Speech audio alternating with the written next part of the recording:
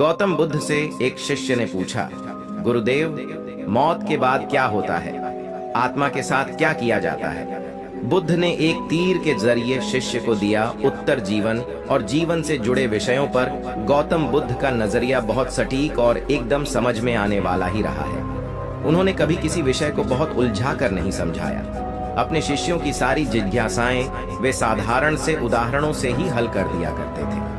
एक बार बुद्ध से उनके एक शिष्य ने पूछा, भगवान, आपने आज तक यह नहीं बताया कि मृत्यु के बाद क्या होता है। उसकी बात सुनकर बुद्ध मुस्कुराए। फिर उन्होंने उससे पूछा, पहले मेरी एक बात का जवाब दो। अगर कोई कहीं जा रहा हो और अचानक कहीं से आकर उसके शरीर में एक जहर भरा तीर लग जाए तो उसे क्या करना चाहिए? पहले शरीर में घुसे तीर को हटाना ठीक रहेगा या फिर देखना कि बाण किधर से आया है और किसे लक्ष्य कर मारा गया है?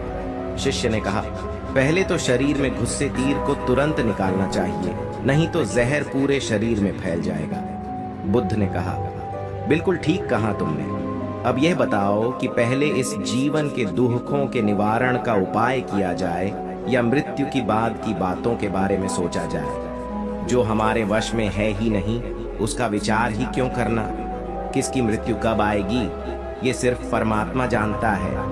मनुष्य के हाथ में सिर्फ कर्म करना है। उसे उन विषयों के बारे में सोचकर वक्त बर्बाद करना ही नहीं चाहिए जो बातें उसके हाथ में है ही नहीं। उसे सिर्फ उन बातों के बारे में सोचना चाहिए जो वो कर सकता है। शिष्य अब समझ चुका था और उसकी जिज्ञासा शांत हो गई। कहानी से सीख इंसान को उन बातों के बारे में सोचकर समय नहीं गंवाना चाहिए जिन पर उसका कोई जोर ना हो। हमेशा उन बातों के बारे में ही विचार करें जो आपकी परेशानियों को कम कर सके, समाज को जिससे फायदा हो या किसी इंसान की मदद हो।